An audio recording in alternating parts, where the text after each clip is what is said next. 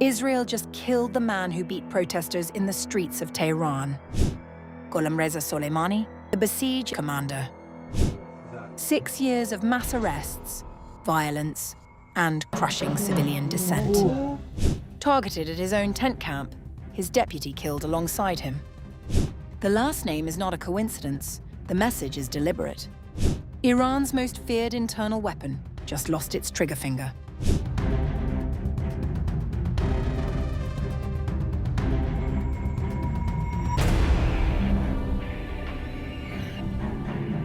In the ongoing war in Iran, Israel has claimed a huge victory. According to the IDF's official X handle, the Israeli forces conducted precise and targeted ground operations in at least 3 Iranian locations, including Tehran, Shiraz, and Tabriz. Israel not only claims to have hit the weapon production centers, but also killed one of the commanders of the Iranian Basij. Yesterday, the IDF targeted and eliminated Gholamreza Soleimani, who operated as commander of the Bassage unit for the past 6 years. Under Soleimani, the Bassage unit led the main repression operations in Iran, employing severe violence, widespread arrests, and the use of force against civilian demonstrators. According to the Israeli media, Soleimani was targeted while at a tent camp that was recently established by the Bassage. In addition, the strike also killed the deputy commander of the Bassage and other top officials in the paramilitary force.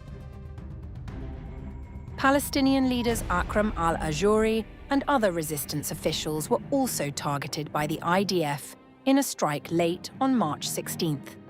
If confirmed, Gholamreza Soleimani would be the highest-level assassination in the war since US-Israeli forces killed former Supreme Leader Ali Khamenei. The US Treasury records Soleimani's birth year as 1965. He has been sanctioned by the United States, the European Union, and other countries for his alleged role in suppressing dissent through the Bassage.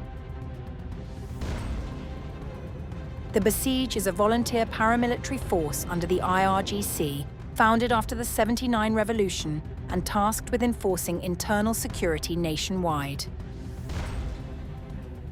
It operates local branches across cities and is frequently deployed on the front lines of protests to crack down, including the anti-government demonstrations that erupted across Iran in January, in which thousands were reportedly killed, and stretching back to the 2009 mass protests against what opponents called a stolen presidential election.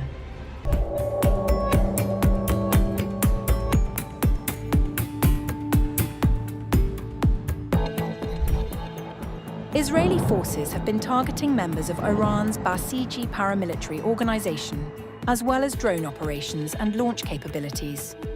The Israeli military said Basij checkpoints had been established across several areas of Tehran in recent days. After identifying these positions, Israeli aircraft struck the checkpoints and the personnel stationed there. Iranian media confirmed that several members of Iran's internal security forces and Bassage units positioned at checkpoints were killed in the attacks. These armed forces are part of the Iranian regime's security apparatus and have for years been responsible for carrying out terror activities. These forces lead the main repression operations against internal protests, particularly in the recent period, employing severe violence, widespread arrests, and the use of force against civilian demonstrators.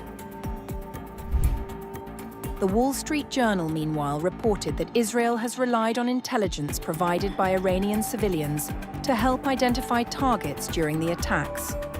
A senior Israeli security official told the newspaper that such information was used during the latest overnight strikes, which reportedly targeted Bassage checkpoints in Tehran using Hermes drones. According to the official, details about potential targets were sent to Israeli-operated social media accounts in Persian. The information was then verified before strikes were carried out. The Israeli military said it was continuing operations against key targets across Iran. The United States military has also been heavily involved, reporting that roughly 6,000 targets have been struck since the conflict began. According to US Central Command, the strikes included more than 90 Iranian naval vessels, among them approximately 60 ships and 30 mine layers. The Air Force continues to deepen the strikes on the fire arrays of the Iranian terror regime. More than 250 unmanned aerial vehicles, launchers, and dozens of launch sites were attacked. Following the severe blow to the missile array of the Iranian terror regime, the IDF has expanded its strikes in recent days toward the unmanned aerial vehicle array of the Iranian terror regime. Members of the Bassage can be divided into 3 groups. The first includes year-round activists who operate much like members of the Revolutionary Guards. The second group consists of informants, people who participate occasionally and primarily report suspicious activities. The third includes individuals who have simply registered with the Basij but are not actively involved. In one operation, Israeli aircraft reportedly identified Iranian personnel preparing to launch drones toward Israel. The launcher and the soldiers were struck shortly afterwards, preventing the planned attack.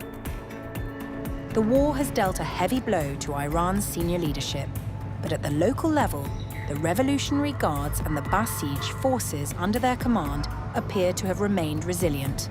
Iranians who fled areas targeted in the strike said Basij members now appear more heavily armed than usual. Iran's drone and missile campaign has extended beyond Israel. The United Arab Emirates said its air defenses intercepted 10 ballistic missiles and 26 drones launched by Iran on Thursday alone. Since the war began on February 28th, the UAE reports intercepting hundreds of ballistic and cruise missiles, along with more than 1,500 drones. 6 people have been killed, all foreign nationals.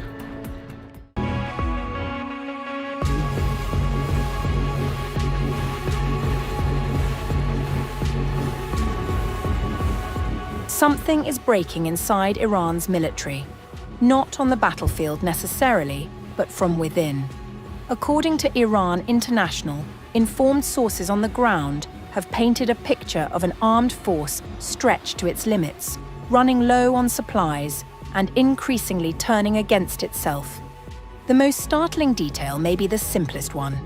Some frontline units of Iran's regular army, known as the Artesh, were being issued just 20 bullets for every 2 soldiers. 20 rounds. That is not a fighting force. That is a force being asked to stand in place and hope nothing happens. And it gets worse. In many field units, troops are reported to be without reliable access to drinking water. No food, no ammunition. Commanders, according to sources, have largely looked the other way. The situation on the front lines and in the Army's field units has reached the border of disaster. It is against that backdrop that soldiers have begun walking off the job. Sources describe what they call group desertions, with troops abandoning their bases and slipping into nearby towns. Not in ones and twos, but in groups. The harsh conditions and the commander's indifference have caused soldiers to flee the barracks in droves and seek refuge in nearby cities. But the supply crisis is only part of the story. What Iran International's reporting also reveals is a deep and bitter institutional divide between the regular army and the Islamic Revolutionary Guard Corps, the IRGC. The two forces have long operated in a state of uneasy coexistence. The IRGC, more ideologically aligned with the clerical establishment, has historically received better funding, better equipment, and more political protection. The Artesh has always known it sits lower in the hierarchy, but what is being reported now goes beyond institutional rivalry. Sources told Iran International that when regular army soldiers were wounded on the front, IRGC personnel refused to transport them to hospitals, despite having the vehicles and the medical facilities to do so. The Revolutionary Guards, according to these sources, turned down repeated requests from army commanders citing a shortage of ambulances and blood supplies. The soldiers who survived long enough to hear that response are, by multiple accounts, furious. Even within the IRGC itself, the cracks are showing. sources say that missile units, which have always been among the most well-resourced in the entire Iranian military, are now reporting widespread communications equipment failures and food shortages of their own. What is the command sending them in response? Not rations or gear, but technical parts. The chain of command only sends technical parts related to keeping missile systems operational to these units. The message from Tehran's military leadership, whether intentional or not, is being read clearly by the people receiving it. The weapons matter. The people operating them, less so. And then there is the question of what happens when you try to bring in more people. On Wednesday, March 10th, the Revolutionary Guards launched a push to mobilize reserve forces. It did not go as planned. Many of those summoned simply did not show up. According to field sources speaking to Iran International, some of them used the mobilization orders as cover to move, not toward military centers, but toward the border, helping family members leave the country. What we are watching, if these accounts hold, is not just a military under pressure. It is a military that is losing faith in the institution it serves, and an institution that may no longer have the capacity or the will to hold itself together.